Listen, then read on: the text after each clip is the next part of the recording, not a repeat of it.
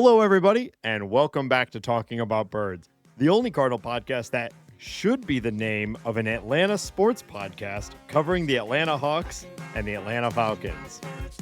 My name is Nate Heininger, and I am joined by my co-host, Ben Samorka. That was good. I liked it.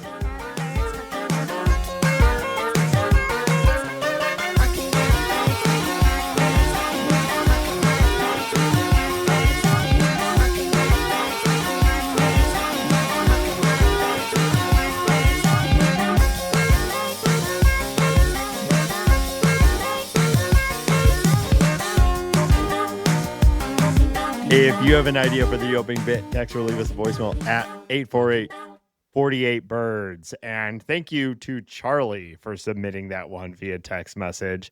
Now, look, Hambone, I actually got a lot of really funny opening bit suggestions this week. Very on time, topical, very clever, very funny. But I chose to do this one because I really want to highlight to our listeners that it doesn't have to be good to make it on the show. So thanks again to Charlie. You use that one because your perceived quality of that specific intro is so low that you, by using it, are therefore displaying how low the bar is to get into this. I'm just saying, if you're out there and you're like, that wasn't that funny, just go ahead and submit it. You know, you never know what'll make the cut. Fascinating. Yeah. So thanks again to Charlie for submitting that. I mean, I think it was incredible. And do you? I do think that this should be the name. Hold on. Should be the name of an Atlanta sports podcast. Yeah. Covering the Atlanta Hawks. I heard it and the first Atlanta time. Falcons. I think we should be. I mean, we're talking about birds, but we only got one bird team here. They got two. That is true. I guess I will say that I know nothing about either of those. I could not name a player on either of those teams, a single player. So it's going to be hard. Let's see. Falcons. Matt Ryan.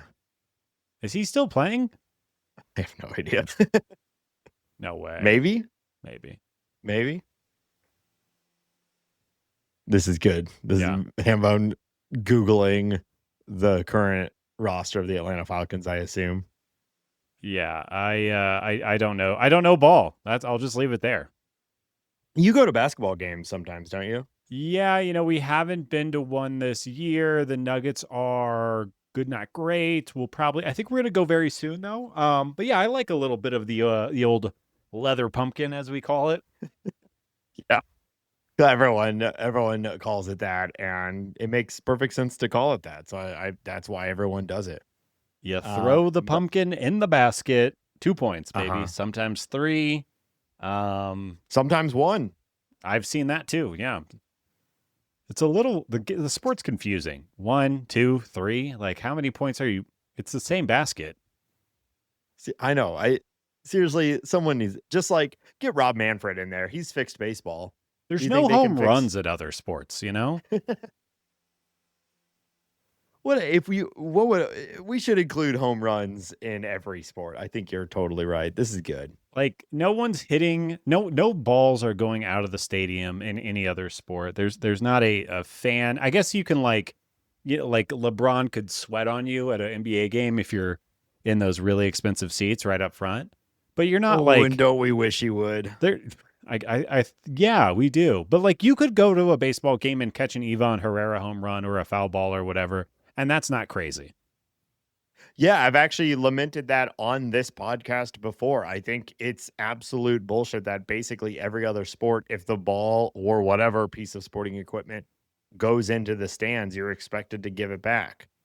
I don't think that's how it should work. Yeah. If the football goes into the stands, you should get to keep it. If the soccer ball goes into the stands, you should get to keep it. I think it's insane.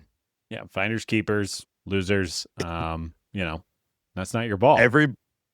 Everybody should be like that guy who got the JJ Wetherholt home run, which is go into a part of the stadium that you're not allowed to go, grab it, and then immediately book it for the exits. Yeah. We couldn't agree more. And try to sell it for money. Yeah. Yeah. Yeah, if you go to like soccer games, I've been to, as you know, several city games.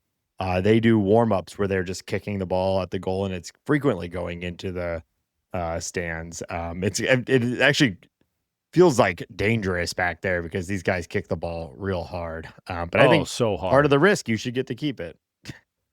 You know, Are you mad how at soccer, me? You know how soccer is so good? The Denver just had a women's major league soccer team. I don't remember the name of the league. Obviously, I'm locked into soccer, especially locally. But they just set a record. I think it was like 60,000 people or something like that attended a women's MLS game, and the game ended 0-0 in a tie. Soccer sucks. It's the worst part about soccer. I've said it's that the before worst. too. It makes it not even real to me. Like, why did we even show up? What a waste of time. And of course, they have a record-setting event at the inaugural game. It's at Mile High Stadium. Everybody's having a great time. And you go home 0-0. That is so stupid. I do think every sport should end. Like, I think 1-1 is fine. 2-2, any sort of tie. Like, I understand that sports have to have ties. But I think 0-0 should be illegal in sports. Someone should have to have had to score at some point in the game for the game to end. It's unwatchable. That's another great thing about baseball. There are no ties. There will never be a tie. Yeah. Apparently, we heard last time we talked about this exact same topic on this show, because we've been doing this for 4 years now. We learned from Akira, our on the ground UK correspondent, that is really the platonic ideal of a soccer match, of a football match, is the 0-0 game where both team plays perfectly and there's just no one is able to score. I think what they're trying to, like, the parallel there would be like a 1-0 baseball game where it's like a pitcher's duel and everybody plays perfectly and like one guy got a hold of one. Maybe like the Roy Halladay, Chris Carpenter game, from forever ago. That was like an incredibly tense, nearly perfect baseball game that ended 1-0. Right. But there was still one. And also, my experience with 0-0 American soccer matches is that it's mostly just incompetence bouncing around and nobody's actually able to do anything successfully, which is not satisfying to watch. No, I have nothing more to add other than I'm a hater, and I'm fine with that. Well, we all know that. But I'm really glad that we've started this episode, the first week of baseball, by talking about soccer and basketball. So Charlie's again, fault. thank you to Charlie for this incredible opener. Hamon, how you feeling? We've got 5.5 games in the books. The Cardinals are in the middle right now of a tight match against your New York Mets. How you feeling? Baseball season, baby. I feel great. I got tickets to opening day on Friday. Actually, I just bought, because great thing about living in Denver is that tickets are cheap. Just bought some tickets for the Tuesday game next week. Okay. So I already got some baseball games that I will be attending here very soon. It's unseasonably warm, so the weather is looking really great for both of these games. I feel like we're in it right now. Like I don't really care about this as being a fan, but for like the purposes of talking about baseball on a podcast, I do wish we could like fast forward to a month so I could stop saying like, extremely small sample. Yeah. But it also like the fun parts of this early part of the season is like Joey Wiemer is leading the league in F4 right now. And we'll probably never, ever say Joey Wiemer's name on this podcast ever again, but we can say it right now. He was hype. He's like, it's post hype sleeper, baby. Maybe he's real. Maybe this is his, 5 good games, and yeah, we'll completely forget Yeah, I about heard it. somebody talked about like, like just talking about small sample size, like any baseball player can do anything for 60 at bats. Like any baseball Yeah, player can look like Babe Ruth for 60 at bats or whatever it might be. And we're like obviously well within that threshold. And I think there's like a fun aspect to the beginning of the season and all the craziness and yeah, like looking at the WAR leaderboards and who's on top, who's struggling, and having players. I think Harper just hit his first home run, like people getting off the schneid or whatever from a power standpoint. Like I love all this early yeah, season or stuff. Shea Langoliers, which great name by the way. One of the more fun ones to say. I just love the word Langoliers. Langoliers. Um, is at 5 dingers already. You know, He is so like just made his season in the first week. If he just continues and has a normal season after this, he has made himself probably a ton of money in arbitration yeah, very, very quickly. yeah. There's a lot of that sort of fun thing where it's like, okay, if he just hits for the rest of the season a home run once every week or whatever, he's on a pace for like a 40 home run or 50 home run or whatever it is because he hit 5 in the first 4 games. And yeah, I mean, we're gonna overreact to this episode to a bunch of stuff. We were on C70's show on Friday night, which was a ton of fun. Hopefully you followed up listening to him with us last Thursday and listened to the follow through on the episode Friday night where we had the thrilling conclusion to the game that we played, which we kind of buried the whole thing. I realized after we were done recording that I think I ran away with that game, but we never actually said the final score, the points, or anything. But I think I won by a lot because I got the one of them right. I've already forgotten all of them. Yeah. I think I won I because, think I I won. probably did. You're No, such I a got the jackass. the one that was 5 points. How long the game is gonna be. I got how long the game was gonna be, and I got the amount of. Nobody cares. And I Nobody know cares. nobody cares, but I do. And so, and I got the ABS challenge one right. Or no, is it Yeah, doesn't yeah. matter. I'm moving on. Yeah. Let's cut this I up. didn't Let's get make that sure one that right. we get this right. It'll take as long as you need, Nate. This is good. Mhm. I just want to make sure that I got a little I bit of know. shine I and know. I know what you're shine doing. in the glory a Yeah. little bit. No, it's good. Thank you. People like hearing that. Thank you. I think so too. So should we get into some early reactions and What do you want to talk overreactions to about? this? What do we got?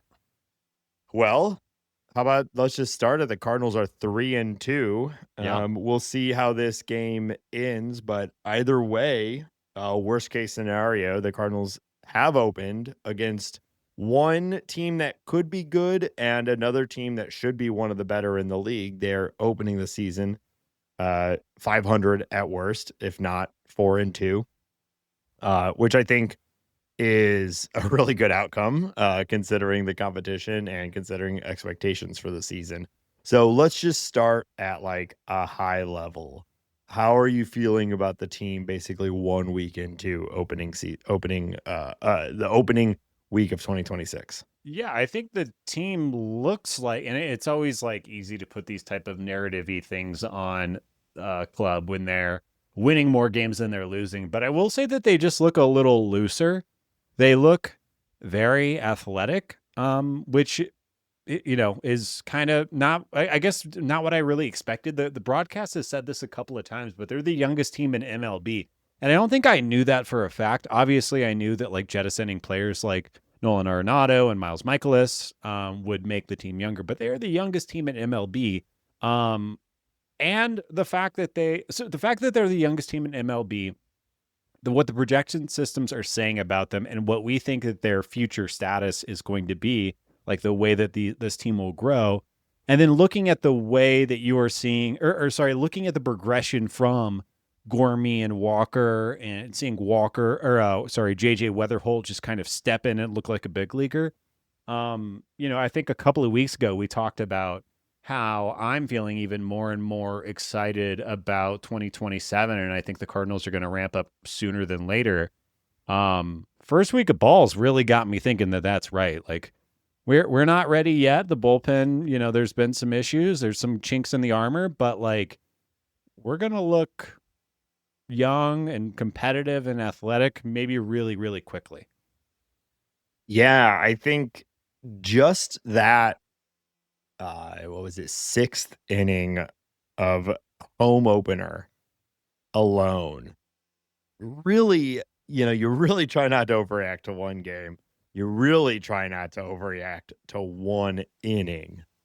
But just that one inning alone really impacted my expectations for this season.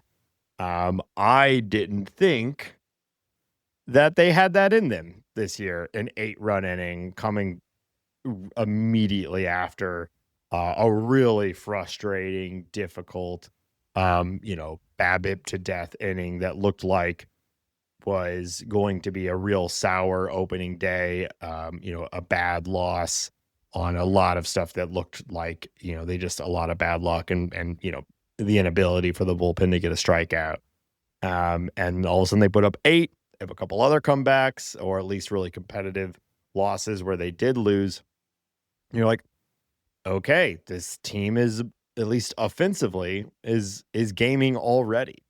They're playing, they're putting together at bats. Right now, it doesn't feel like there's very many holes in the lineup. But of course, that's where you have to do the small sample size stuff. But everybody's coming in and making very good at bats. I saw somebody say that this team is constructed in a way where on the offensive side, it's a very young team that you can be excited about that looks like the future is near. And the pitching side looks like a team constructed to lose games to get a better draft pick. And I don't agree with that entirely on both sides, but it is funny how in just 1 week, like I was coming in like, I think the pitching's going to be okay. It's the offense I'm worried about. And right now I'm like, this lineup's looking pretty fun, Well, pretty young, I mean, Gormy and Walker coming out it and changes having a everything. WRC plus above 100, that alone really makes this lineup look a lot different. Like that, those are Yeah. two. Not only are they like the only true sources of power on the club, but like they're two huge potential holes. Like third base and Yeah. right field, you need offensive production from those two. Those guys just bang. This offense is probably good. Like if Yeah. Walker and Gorman actually fulfill the promises that their prospect rankings we're sending, like this team is really, really fun. Or hell, even like 75% of what their prospect, You're pedigree. talking to like 60, 70 grade power guys. If they just click, we're looking at 60-ish plus homers that we were not accounting for. Yeah. And you already mentioned it, but like I don't think we can be this far into the episode without really reiterating just how good and fun JJ Wetherholt has looked. I mean, obviously a home run, game 1. He basically hasn't looked overmatched yet.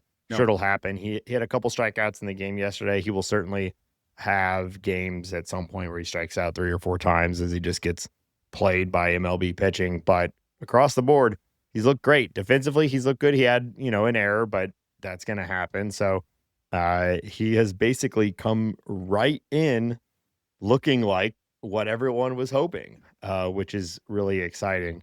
And now we're starting to get the rumors.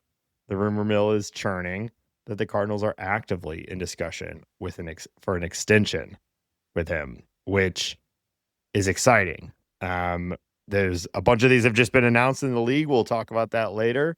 But to me, this has been one of the open questions about this new front office. Do they have a desire to do this? It's been generally considered to be a smart move. I mean, it's backfired a few times around the league, but a lot of teams have been built around these really good extensions of young players, and Mozeliak either didn't want to do it or never truly believed in his prospects, which actually probably turned out to be true. But either way, apparently Chaim Bloom is in on it and wants to extend JJ. How do you feel about it?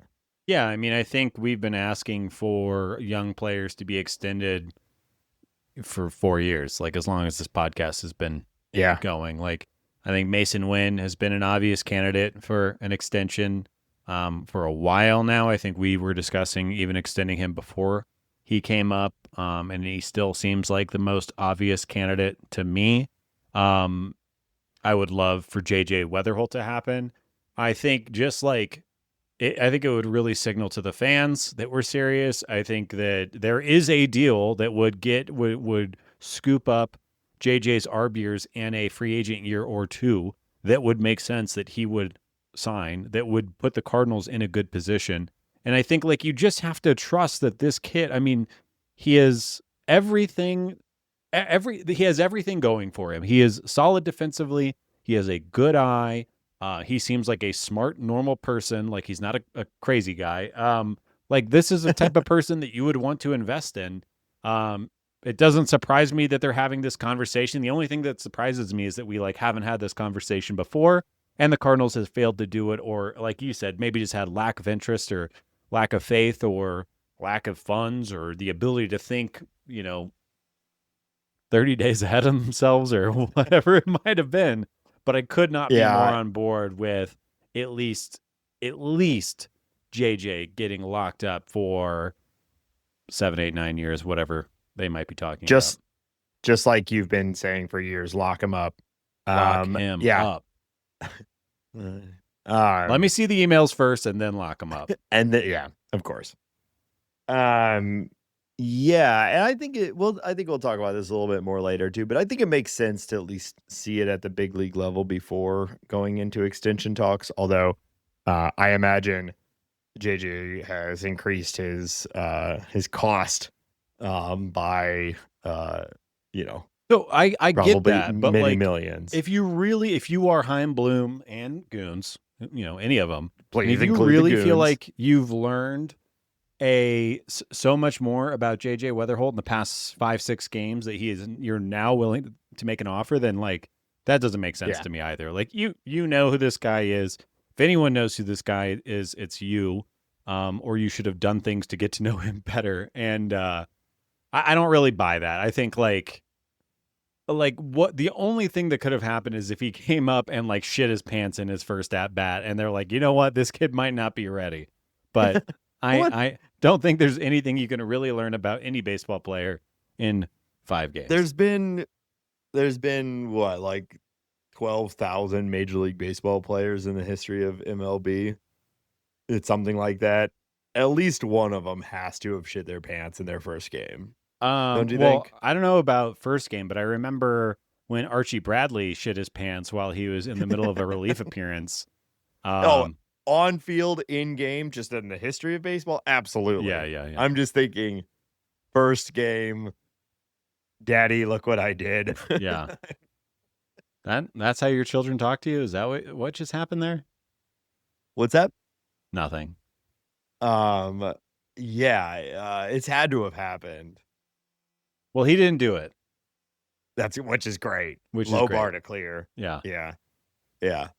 I don't know. I agree with you, but I also think like for every person who looked like the perfect prospect and seamlessly eases into the major league level, there's 100 that completely falter at the big league level and take years to progress normally. So wanting to see the approach look good and have even a week of success is like, okay, he's not going to collapse day one.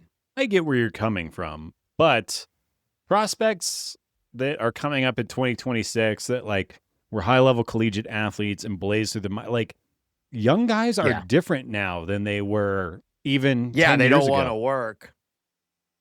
What? The younger generation. Oh, are you doing your Gen Z thing? They don't want to work. All right, do your 5 minutes. You know what it is. Okay. Kids these days. Nothing else. Their iPads. Yeah. Yeah, look up.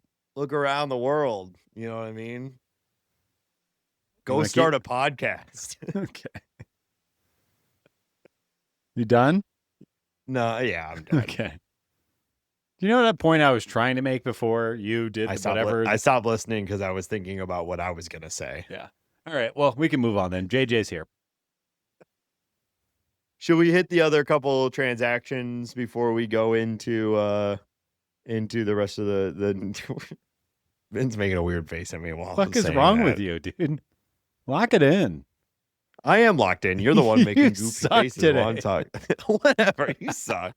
I'm on top of my game. I've been killing it ever since the intro. The Cardinals sent right-handed pitcher Hunter Dobbins on a rehab assignment with the Memphis Redbirds yesterday. We're excited about that. They also placed right-handed pitcher Matt Pushard on the 15-day IL retroactive to March 30th with right knee patellar tendonitis. Nate, I'm calling Phantom IL right here. Phantom IL. What? Yeah, well, because they can't. There's no options, right? Yeah. He is a Rule 5 guy, so he has to be on the team, or we lose him. Start the investigation. Yeah. Let me get my little magnifying glass.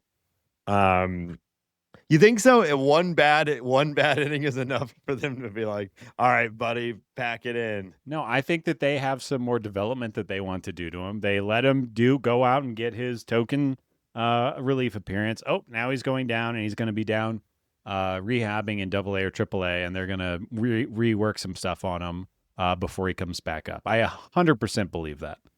I honestly hope you're right.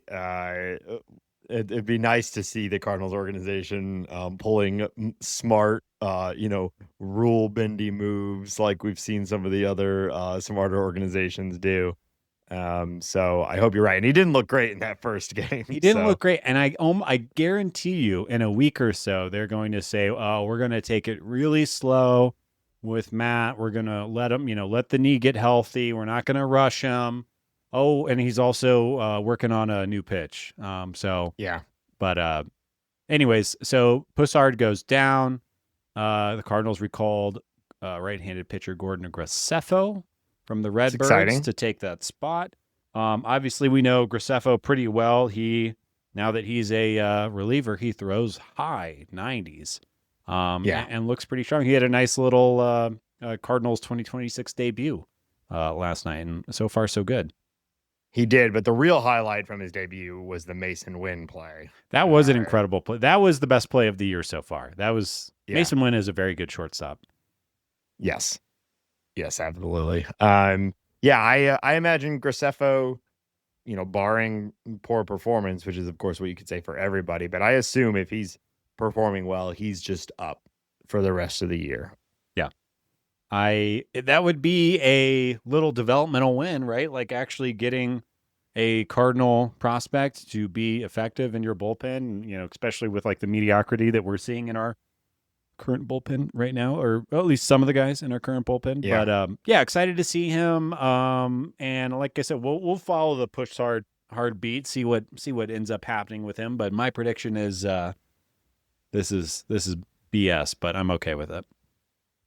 Yeah. And as you mentioned with Hunter Dobbins on a rehab assignment, I'm really hopeful that we see him get a start pretty soon. I think we need to start that wagon going soon of getting all these guys up and getting them starts and his 6-man rotation, piggyback starts, whatever it is. Let's get these guys going.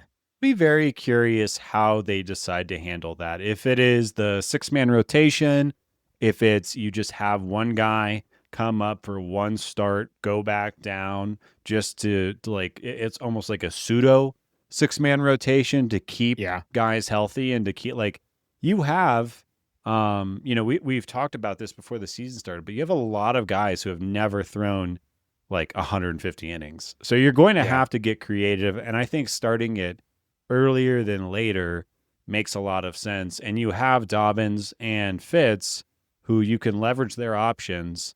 You know that they're major league-ish ready, to what degree you can argue, but you can bring up those guys and have ostensibly a 7-man rotation in some type of flexy, weird, however you want to make that work.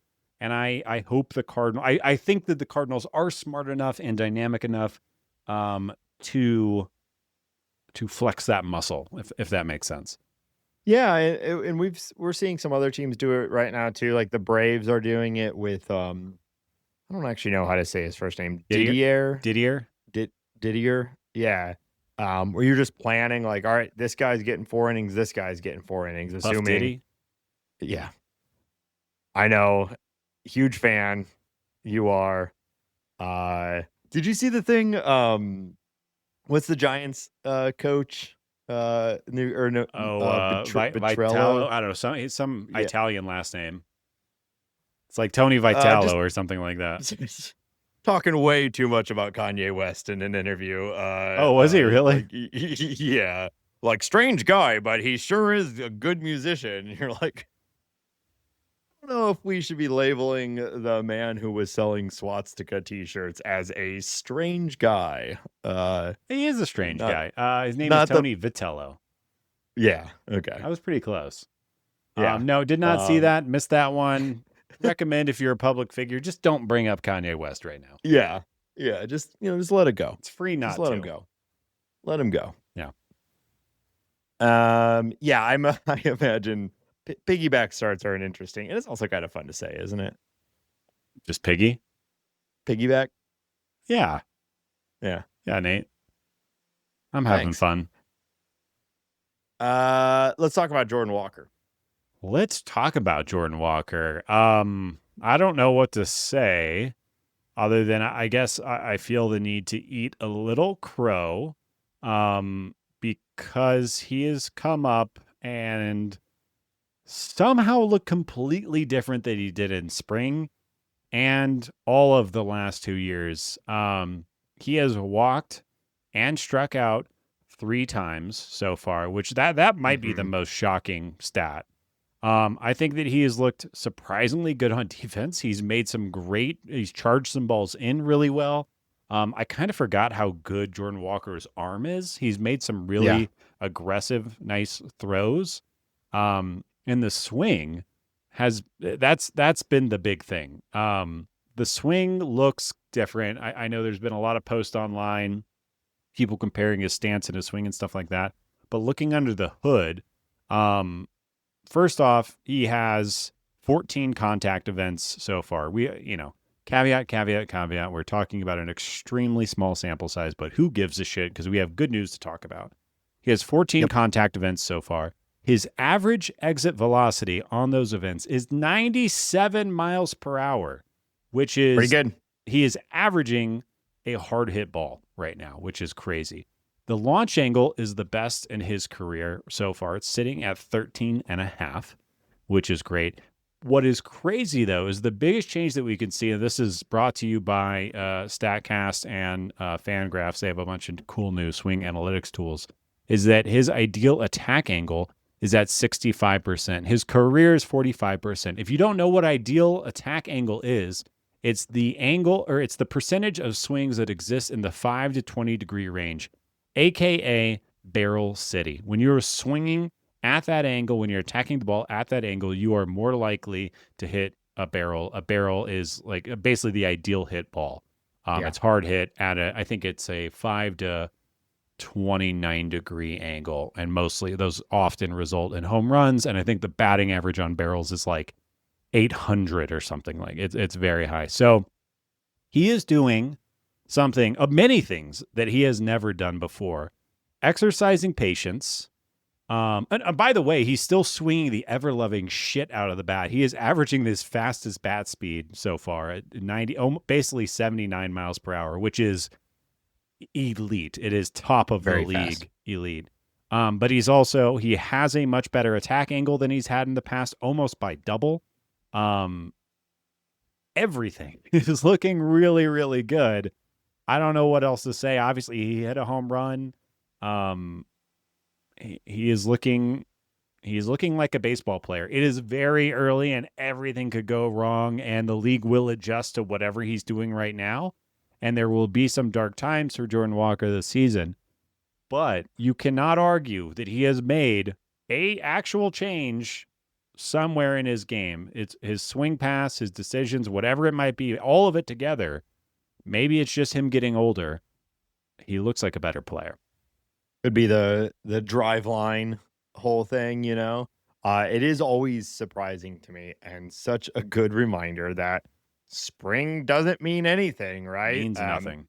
Now that said, he had that really good game on the last game of spring and then came into the season and has carried it forward. So maybe what he had been working on all spring finally clicked in that last game or 2 games, and is carried in. But maybe he's just a guy you hear about it all the time, where it's just really hard to really focus into when the games don't matter.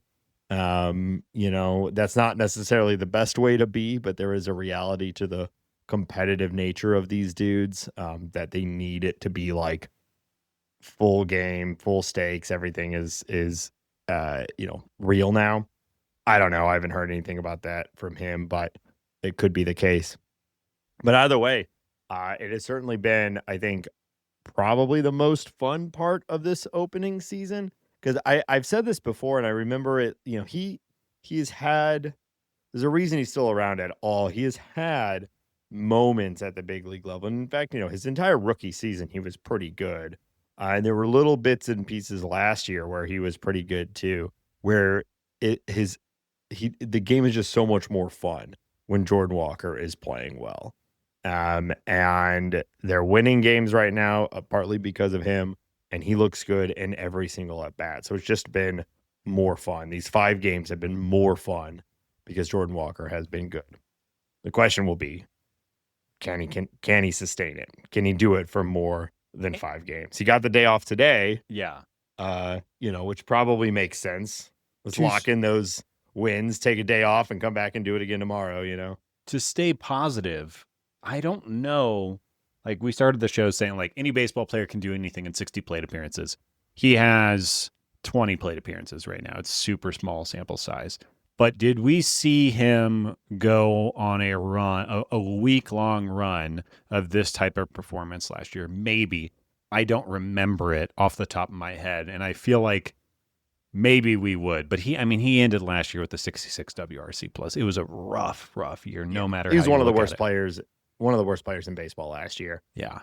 To me, the big thing is the launch angle that you talked about, because a lot of his outs this week too were in the air. Yeah. Even when he was, I don't know exactly how we would look this up, but I suspect some of those good runs from last year was a lot of those low line drive singles getting through 117 mile per hour double down the line that nearly killed the third baseman.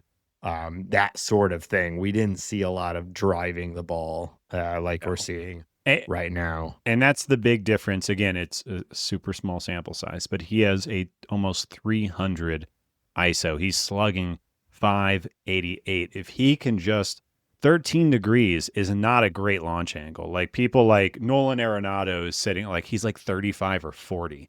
So it's not tremendous, but it is significantly better than what he has averaged in the past. And he hits the ball so freaking hard that, if that 117 mile an hour ground ball is just 10 or 15 or 20 feet in the air, you're talking extra bases, even home runs can happen out of that. Yeah, anywhere but straight down. He just needs to hit it, not straight down. You made the Yandy Diaz comparison when we had Ben Clemens on, and Yandy Diaz, by the way, having a killer start to the season. We feasting on Cardinal pitching and has continued into the next series. But you can see that where if you just hit the ball hard, and even if it's just straight, not even necessarily up, but you can do some real damage. Yeah. So it's fun. Who also has been fun is Alec Burleson. What do you think about this? What's going on here? Is it a next level? Is it a hot streak? What are you feeling? I don't know what to say other than and we're a couple of sickos. We watch. I watch too much baseball, not just the Cardinals, and nobody from my eyes has just seemed like they're on everything to start the season. Like, he is a pain in the ass to pitch against right now. He is taking low and outside breaking balls and clubbing them the other way down the third base line. He is pulling pitches. He is stubborn. He's walking. I think he's hitting with a little more power than I expected. Just like the ball off the bat is like, It's he just looks locked in, and I don't know, Yeah. like, he's 27. He is, getting into his physical prime. He understands the league. I think, he's about as hitterish as a looking player as the Cardinals have had in a long time. Like, he just maybe he is jumping up to the next level. I still worry that he has problems against like lefty pitchers, but a lot of lefty hitters do, and that doesn't mean he's irrelevant. Yeah. The other thing I want to say, and give credit where credit is due, I think that he's looked really strong at first base so far, and I think he's looked better in the first week of games than I remember him looking at any other time. The way that he has been, I think he's made a couple of throws from first base that have looked good. His awareness has looked good. I feel like maybe he's ascending, maybe he's just hot right now, but I think he looks really, really good to start the season. Yeah, I'm buying stock in Alec Burleson right now. It's said a lot, it's not a unique take, but there's something to be said about knowing what position you're playing coming into the season and getting an entire spring training and all of that to prepare to be a first baseman. He's known that for months now. So it's good to see that he's clearly comfortable in the position. And like you said, I think he's looked pretty good. Yeah, I think the only question for me is like, is this just starting hot or is this an actual like leveling up of his skill set? Because if you remember last year, like he had some real slumps and then he goes on a tear and like completely fixes his season line, hits like 4 bombs, which changes everything. And then he would slump again and then he would go on a tear. And that's how he ends up with like a 280 batting average or whatever. Cause at times he was pushing 300 for a little while. And then he would go on he would slump like most guys do. Right. So that's just the question, is because we know, would we look at it last year at one point? He's like, from a WRC plus standpoint, he was one of the top 25 hitters in baseball last year. Like he is a competent hitter. The thing holding him back from like true stardom has been power. And maybe he's taking that age 27 step up, which is, many people say, like basically the age 27 season is the prime power season. Everybody's different. Everybody's body is different, but it's like 26 to 28 now is what most people call like the prime. And he's right in the middle of that. Yeah. It could be. It could be. Also, he has, again, small sample size. I'm going to stop saying it. I swear. I have to. He has 4 walks against 1 strikeout. Yeah. If he could, adding power to his game would be amazing. Adding discipline to his game might be just as incredible. You think about if you're adding, if you're walking, he's walked for his career almost 7%. If he can get to the 10, 11, 12% or even higher walk rate, power can often come with that because you are getting yourself into situations where pitchers are either going to walk you and they know that you're not going to swing outside of the zone. Therefore, you're going to get a better pitch to put your A swing on. Maybe, one thing begets the other, but maybe, there is a version. It would not shock me if Alec Burleson turned into a 30 homer, 350 plus on base percentage type first baseman. And, we're off to the races, and maybe we're talking about an extension with old Burley over there first, at the end of this year. But he has come out hot, and like it's also just the look. He looks hard to get out. Just the eye. It's like, what do you do to Alec Burleson right now to get him out? Other than, was it Kodai Senga that it was pumping 99 mile an hour fastballs? That can do the trick on a lot of guys. That'll do it. Outside of that, he's tough.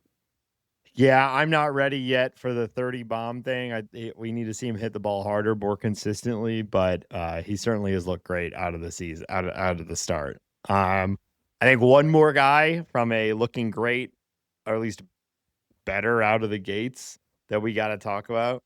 I don't know if you've been applying your creams. I'm nearly out, Hambone, because my Gormania right now is just, it's spreading.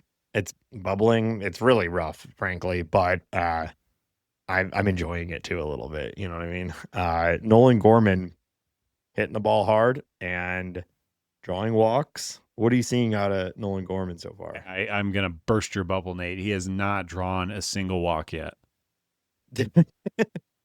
No, not in my reality. He Is has that true? I thought, man, no. what He's am I got thinking 0 of? walks and 5 That's funny. Ks.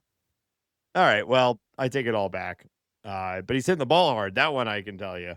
You cannot argue that he is hitting the ball hard. He has got great launch angle. I think that his approach, you probably feel like he's got walks because the approach has been, I think, a lot better.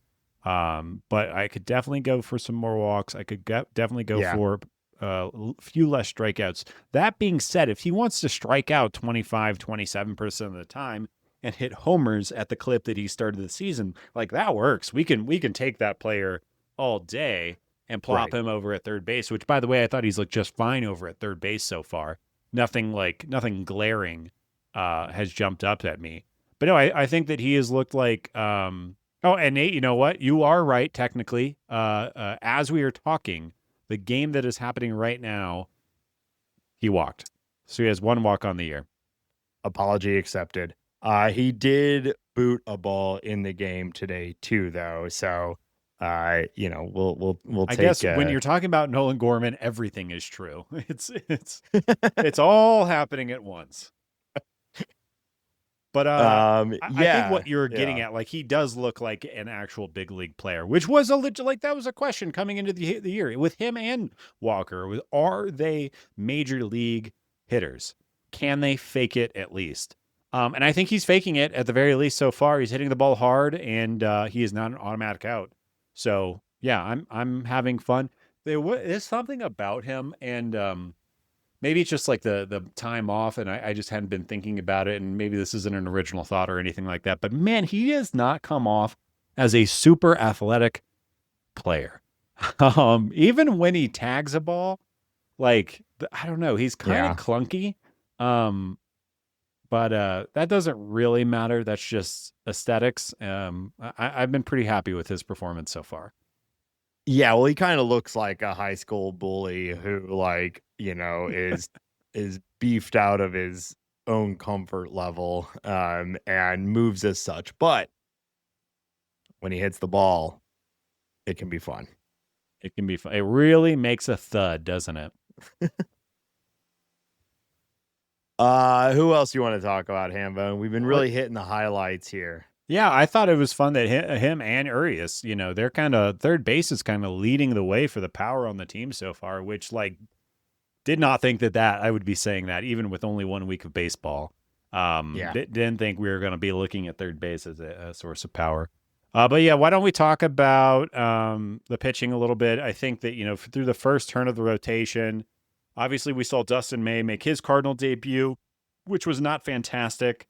I think we saw Andre Palante, who really got by on the skin of his teeth. Wasn't fantastic. Been pretty impressed with Liberatore. But funny enough, Michael McGreevy arguably had the best start of the first run through the rotation. And I thought he looked great. I don't know what to think about Michael McGreevy, and I don't know how to project him because he is kind of like, there's no flash. But he stays competitive. He stays in the zone. He's not getting destroyed. And so far, so good. Yeah. So I clearly the best start. Well, maybe today's Liberatore start would argue against the Mets. But outside of that, I think it is clearly that McGreevy's start was the best from a pure results standpoint. Something to keep an eye on, though, all of his velocity was down. Yeah. Multiple ticks, depending on the pitch. And so what's that about? He was getting results with it, but that's usually not what you're looking for from this type of guy. So was it intentional to have better control? And that was part of the game plan, or is he still heating up coming into the season? If it's the latter, then I'm excited by it. Like, he had these results with that drop in velocity. If it's the former, I worry about long-term success with the velocity that he was putting up. But obviously, great opening to the season for him. Yeah, it is. He is like so kind of boring Yeah. that it's I don't know what to think. And yeah, like, to illustrate Nate's point, his fastball usually has averaged around 93. It hit 91 this week. His cutter was down, sinker was down. Yeah, across the board. They were all significantly slower. But he still had success against an offense that isn't totally worthless. Yeah. So yeah, I don't know what to say. He's also like, there's just nothing about it that you would really like I said, there's nothing you would really project wildly about it. There's no crazy strikeout numbers. There's no crazy ground ball numbers.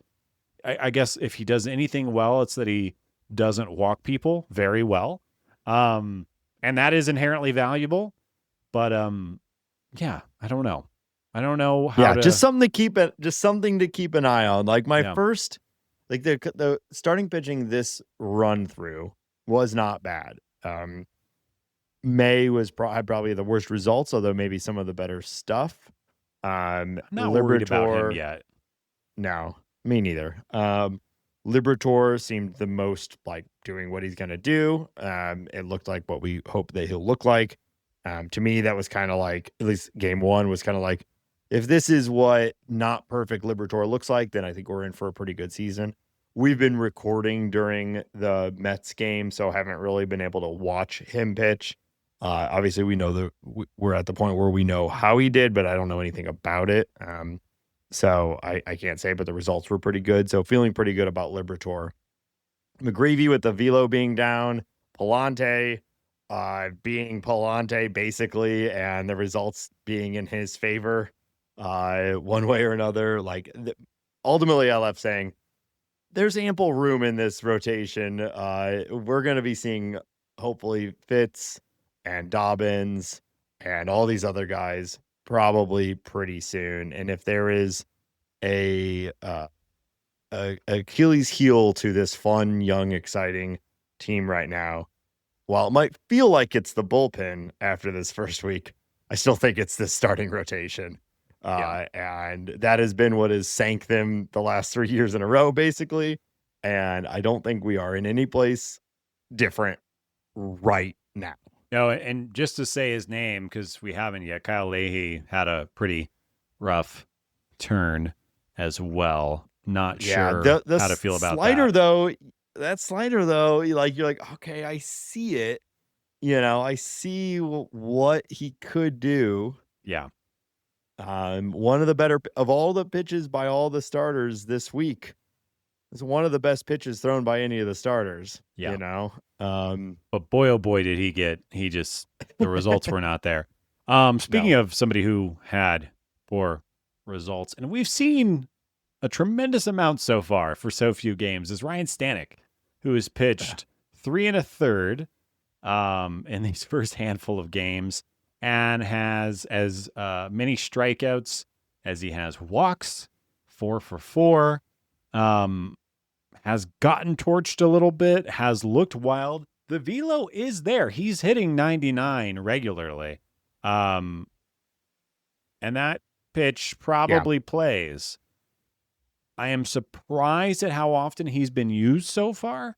I think that speaks to like the Matt Pussard and stuff. Like, we don't really know what we have. And I think Ali Marmol is trying to win games, sort of, kind of. He's trying to win. But Stanek has looked really wild. And I mean that in like all senses of the word. Like it's wild. All of it's wild. Also, we were talking about this in the bird score. The guy could use a brush, just one brush once in a while, I think would do a lot of good for him. I'm just imagining the St. Louis humidity in a couple months going to be frizzy. Yeah. I'll say what I said on C70's show is that in just these 4 innings alone, you can see why he was a closer at the major league level at multiple different points in his career, and also why the Cardinals got him for nothing late in the offseason. So I have been surprised by his usage as well. I don't think that was the plan for the home opener. I think that the bullpen just got thrust into duty after that horrible 6th inning and everything got pushed forward. I could be wrong there because he obviously has been used in high leverage spots after that, but I don't think they were intending for him to be the 9th inning guy in that game. And he seemingly already now is sort of in the 7th inning spot now, Right. which I suppose makes more sense. But there's always the argument that the Cardinals are managing for the trade deadline and they want, like, the ideal would have been he came out, crushed the 9th inning, gets like 15 saves by July 31st and nets them some sort of valuable return at the trade deadline. I don't think that's impossible yet. I mean, he's a reliever, like that could flip on a dime and he could be nails. Yeah. Maybe he finds something. Maybe he can locate the fastball. But yeah, early going, it's pretty rough. But it makes sense. It makes sense. And also, he's a 34-year-old, $1.5 million reliever. If you want to be, you want to treat him like a rental car and drive the shit out of him while you're taking care of your other longer, the assets that you have for a little bit longer. That also makes sense to me. It's crude, but it's smart. Yeah. Yeah. We mentioned it earlier already a little bit. Like, the bullpen has felt rough, but I'm not too worried about it just yet. Matt Swanson looked pretty good again in the game last night. He gave up 6 runs in his first basically inning of pitching. It'll take him all year to get his ERA down from that. I know. I was thinking of that too. He gave up something like 13 total runs last year, and so he's given up half of his runs that he's going to give up this year. So relievers ERA is like the worst metric to look at for them. I think he'll be just fine. JoJo's looked pretty good. Riley O'Brien has looked great. So I'm not really worried about the bullpen, but I expect that we'll be swapping these guys. That front part of it, the Brules, the Poussards, the Sorianos. Well, maybe not Soriano since he's also no options, but I think we'll be swapping these guys out a lot, and I'm not worried about it just yet. No, but it does mean a tougher watch, but that's okay. Yes. All right. Anything else you want to talk about from this opening week? No, let's baseball. Move on. Baseball's here, baby. All right.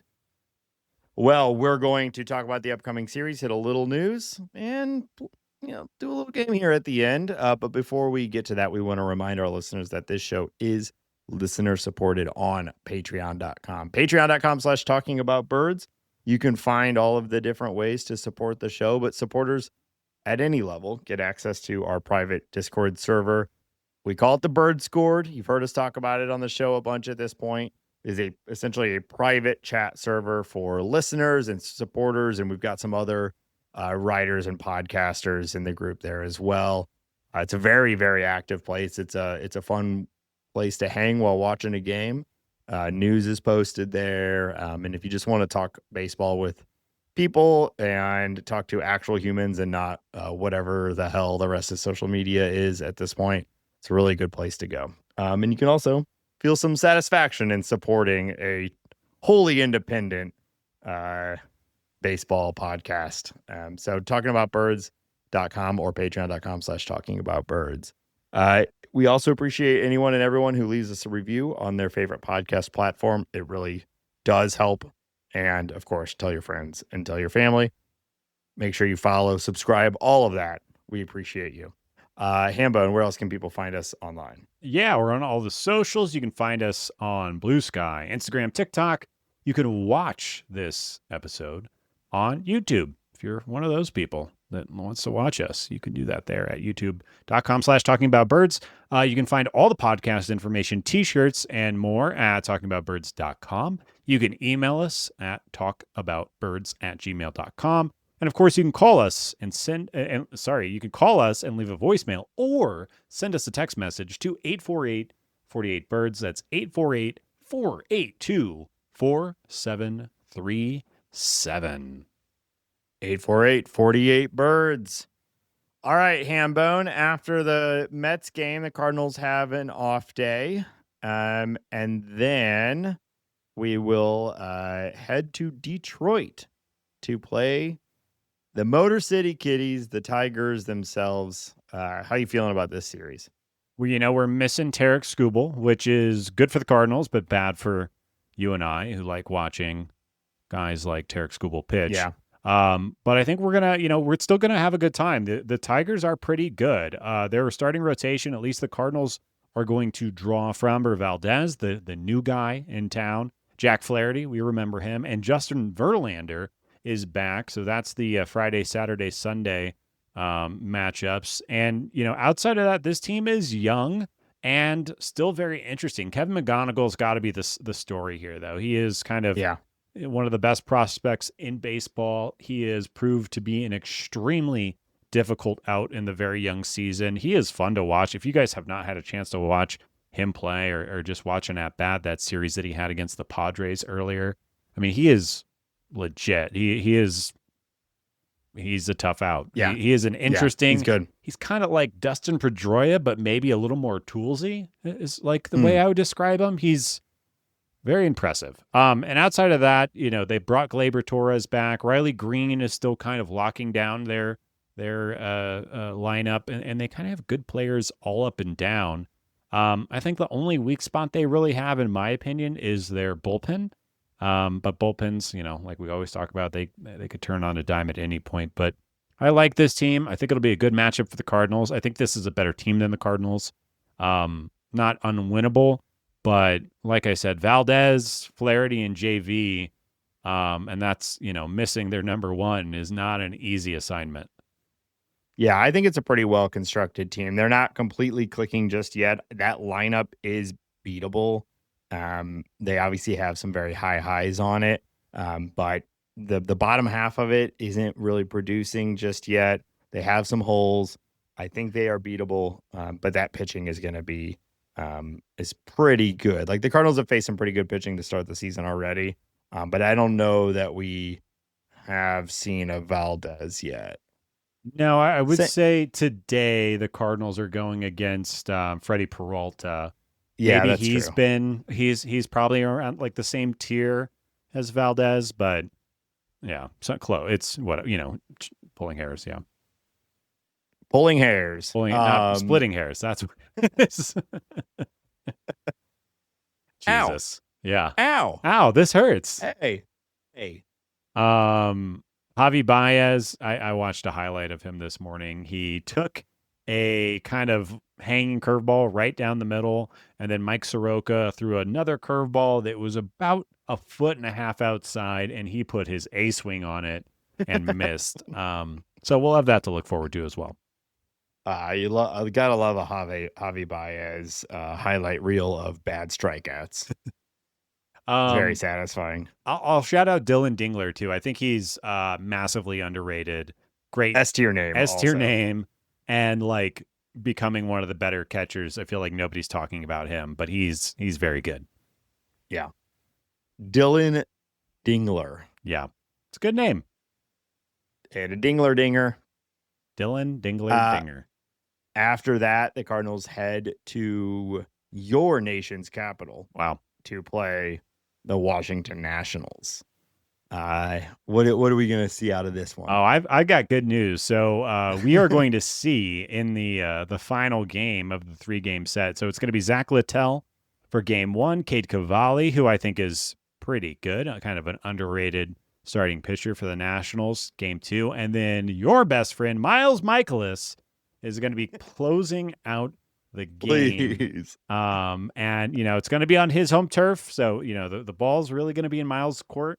I have a feeling, and this is not just me hating on Miles, I have a feeling that he is going to get blown up in that game. I don't know why. Can Cardinal fans just get some catharsis from the last 2 seasons? Like, yeah.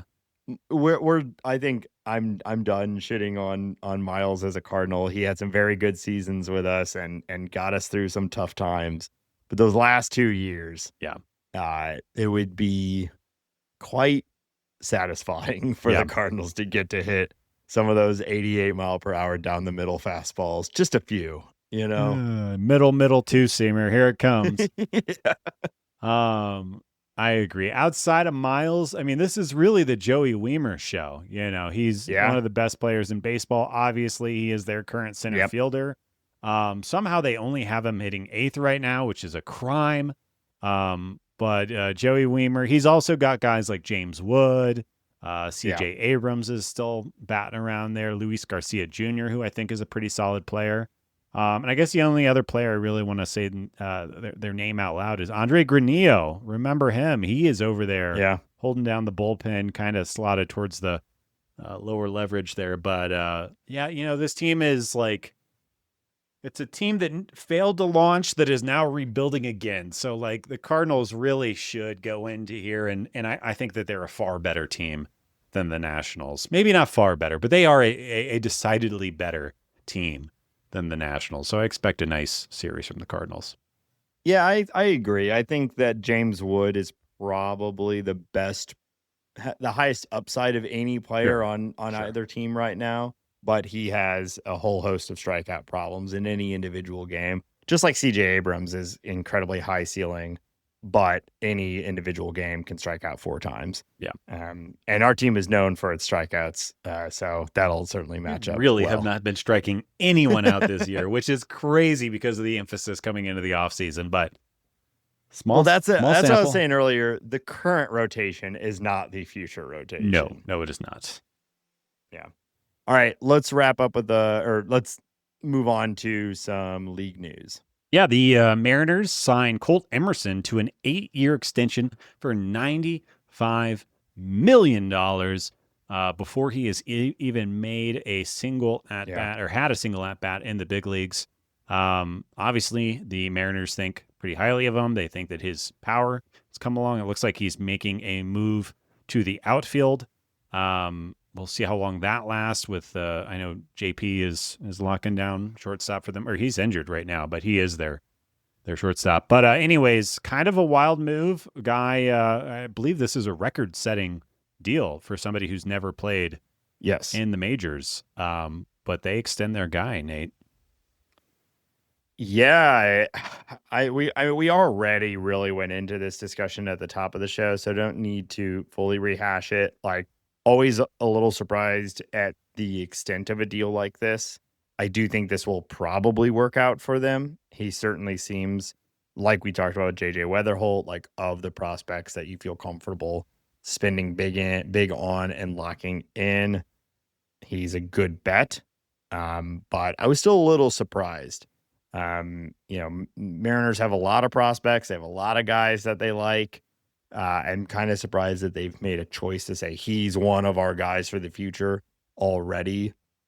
Cole Young was another guy that people felt pretty similar about, and he really struggled out of the gates, and he's having a good start, but we'll see, so I'm surprised, but good for him. And, probably good for the Mariners. So it'll be fun to see him. They're having a lot of fun up there right now. I mean, that's an easy. I watch a lot of Mariners because they're a fun team to watch, and yeah, we'll see if it works out for them or not. But if you're a Mariners fan thinking of him and Julio and Cal together for the next decade or whatever, like that's pretty exciting, especially if this kid works out. Less exciting news for Cardinals fans. The Cubs and Nico Hoerner agreed to a 6-year extension worth $114 million. We talked about this months ago at this point about the Cubs entertaining, or seemingly, at least the media was reporting that they were entertaining the idea of moving on from Nico and trading him to another team. I never thought that made sense. He is kind of like he's like the perfect this version of the Cubs player. He is so good defensively. I think he's underrated offensively. He can steal a base, maybe the best defensive second baseman in baseball.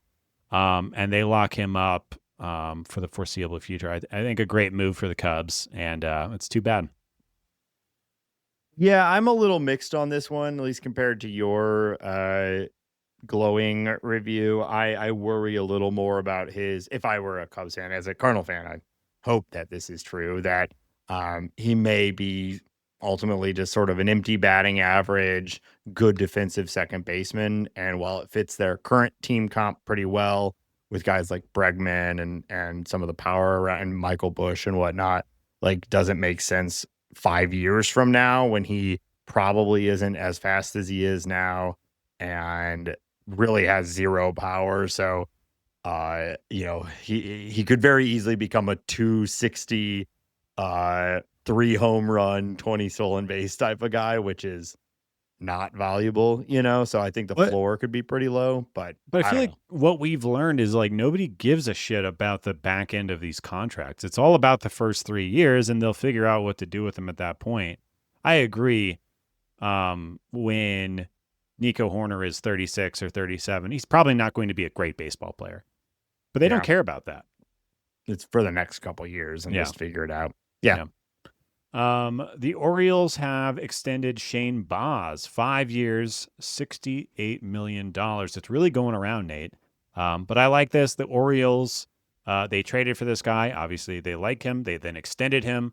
It's what probably every Orioles fan wanted to happen. They're extending a pitcher who they think has high upside. So good for them. He's only 26. He'll turn 27 later this year. Probably get a handful of really good years out of him during this deal. I like the move. Yeah, I thought the trade was good. I think the extension is good. I think Shane Baz is good, or Baz. That could all be wrong if he's not. So Yeah. they're definitely all banking on upside here. But we talked with C70 about these guys who like clearly can strike out a ton and just haven't put it all together, and then they just need that one thing to click, and all of a sudden they're elite. I think he's in that camp. So if you're going to gamble on a starter, certainly like this archetype. Jason Heyward announces his retirement. Shout out to a king. I mean, it's so easy and so fun to kind of laugh at him at this point. And I think that's mostly just, and I'm speaking to myself here. It's mostly just coping with what happened. But he, the reality is he was the centerpiece of one of my favorite Cardinal teams of the last 25 years. Yeah. And we wanted him back. So I was all in on the extend Heyward. Yeah. Beat. So I was a huge fan of Jason Heyward, and then he left and became bad and won a World Series and all that. So, whatever. Good for him. Good. Ultimately a very successful career. And again, he was the best player on the 2015 St. Louis Cardinals. So he had his best year as a Cardinal. Yeah. Yeah. That's he was only 25 when that happened. Wow. That is so long ago. It was in 2015 that happened. All right. Final piece of news. MLB Players Association announced that they amassed a war chest of more than $500 million for both the 2024 and 2025 years. The players agreed to put aside 100% of their licensing revenue into this quote-unquote war chest. I don't know how this makes me feel for the possibility of games happening in 2027, but I'm going to take the optimistic outlook here, and I'm going to say that, you can cover a lot of salary with that money, and that means you can wait out a lot of games. Maybe this will encourage the ownership group to start the conversations in good faith. Well, everything right now is posturing. They released that for a reason. I assume it is for the purpose that you have outlined here. It is essentially intimidation. Hey, look at us. We have power too. Yeah. And that's where we're at. We're going to get continued escalations of, we're in charge. Statements and different forms of that over the next year. And we'll see where it goes. I am choosing to be optimistic as well. I maybe naively trust baseball to recognize that they are as popular now as they've been in a very long time. People like ABS. Let's keep this going, guys. Come on. I know. It's argued. It is basically it has retaken the lead over basketball. Football still has a huge lead in American sports, but baseball is seemingly like number 2 and rising. So I hope that both sides will recognize this. I think this one is going to be interesting, Hambone, because I believe the point, the linchpin of the entire thing is going to be something that the fans actually agree with the owners on. So we will see how this goes. When by that I talk about a salary cap. Yeah. So and we know that is a total non-starter for the union. So enjoy baseball this season, everybody. It's going to be tough. It's going to be tough. Yeah. We are pro worker, so pro player. But this is going to be an interesting one. Yeah. Where I don't think many people are going to recognize the nuance there. Yeah. All right, Nate, that's all I got. All right, Hambone, we're going to wrap up this episode by covering a beat that you and I find very, very important. That is the strange foods at Barks beat in another episode of League Chews. League Chews. So good.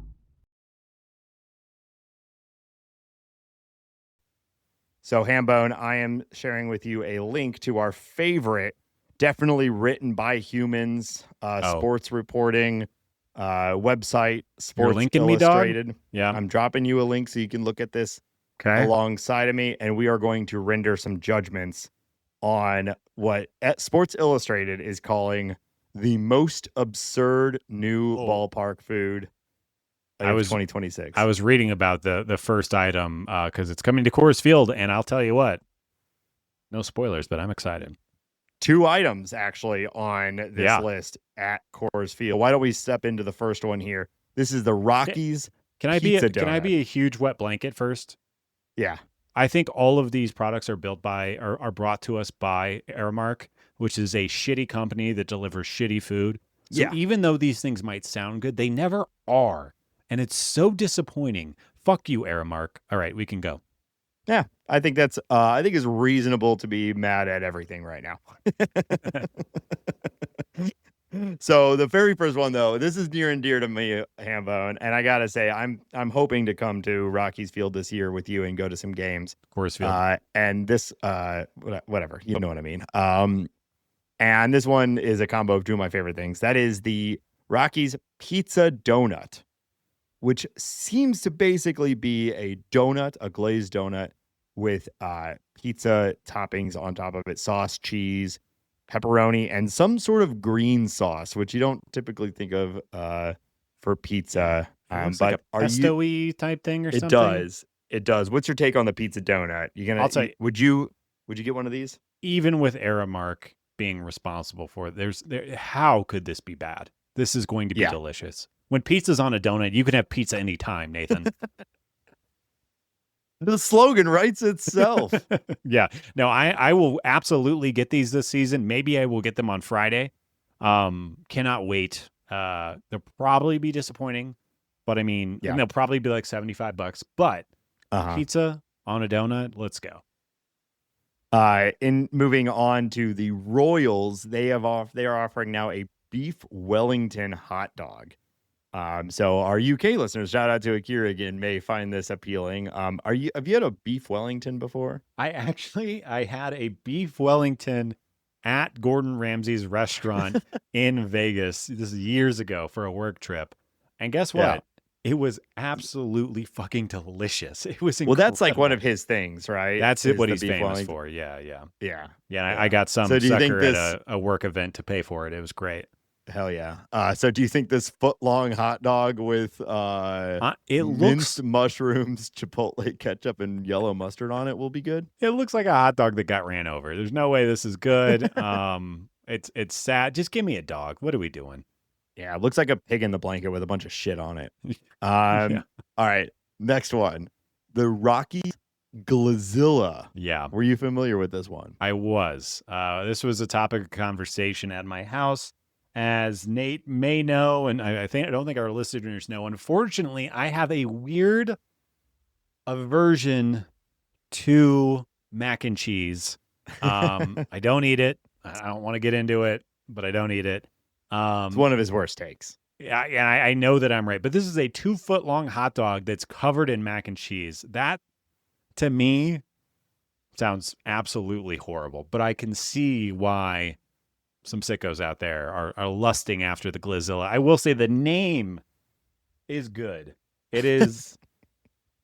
Whenever a company, like a lot of beer companies do this, they make you say something absolutely like so stupid sounding when you're ordering their thing. I kind of appreciate it. I'll have one mommy's little helper, please. I need that to wash down my Glizilla. So I like mac and cheese on a hot dog. Steve's Hot Dog's a local spot. Most are probably familiar with it. They sort of pioneered that in St. Louis, and I've enjoyed it many times. The thing that stands out to me on this one is it is a 2-foot-long hot dog, but the hot dog itself weighs 1 pound, which I think that must be a thin guy in there. 2 foot, but only 1 pound total.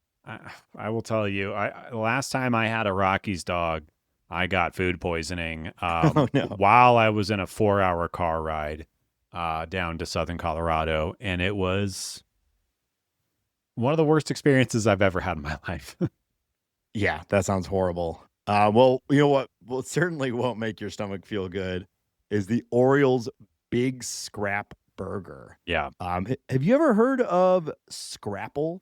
So I have only just heard of that because the current season of Top Chef is happening in this part of the country, and they just had a challenge with Scrapple. And I will tell you, I'd eat some. But I wouldn't look forward to it. But So Scrapple is a fried piece. This is their words. Fried piece of mushed together pork scraps. Yeah. Some places call it pork mush, something like that. It is. I only know this because of the most recent season of Top Chef. It's disgusting.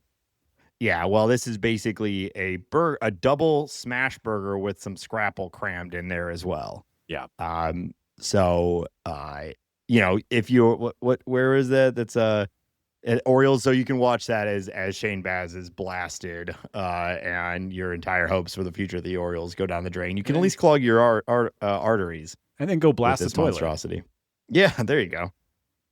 We'll wrap it up, Hambone, here with the Marlins Machete. Are you looking at this? This looks delicious. I mean, why don't you take a shot at describing what we're looking at here? So it looks like the longest taco I've ever seen. It seems to be stuffed with like cilantro, onions, and steak, and you get some green salsa and peppers on the side. But I mean, it's just a big ass taco, and it says 2 foot long taco. Oaxaca cheese, pepper sauce, salsa verde, cilantro, homemade flour tortilla. My ass, that wasn't made at anyone's. It's served here on a wooden plank, but it is almost certainly going to come in some sort of shitty little trough that is going to just get thrown away with probably half of this whole thing, because I can't imagine it's going to carry very well.